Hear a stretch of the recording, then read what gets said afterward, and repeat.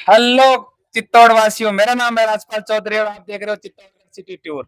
आज हम आए हैं चित्तौड़ के अंतिम गांव आरनी ग्राम पंचायत में, जहां हमारे साथ हैं कई ग्रामीण वासी जो बताएंगे कि पिछले 5 वर्षों में कितना विकास हुआ और आने वाले जो सरपंच प्रत्याशी है उनसे वो क्या उम्मीद कर रहे हैं। हाँ सर, शुभ नाम क्या आपका? मनोहरलाल सिंह।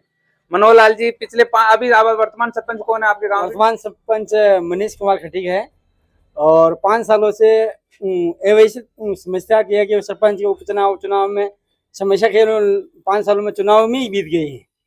मतलब दो बार चुनाव हुए, 2 बार इलेक्शन होने की वजह से 5 सालों विकास के बजाय चुनाव प्रणाली में समय बीत गया है।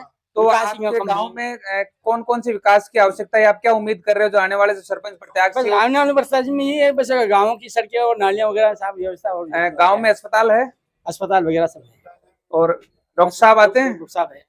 यहाँ से रोडवेज बस सुविधा यहाँ चित्तौड़ के लिए? रोडवेज बस व्यवस्था पहले थी, लेकिन ये व्यवस्थित से कुछ कारणों वजह से वापस बंद हो गई है। ये सामाजिक तत्वों के कारण से हमारे यहाँ समाज गाँवों में क्या है, सरपंचों में आपसी विवाद बहुत है।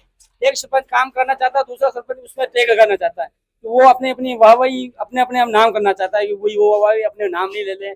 वो एक दूसरे की तो आप कहना चाह रहे हो कि आपसी विवाद की वजह से गांव विकास नहीं हो पा रहा है। हमारा गांव तीन कोणी संग्राम मिटा हुआ है।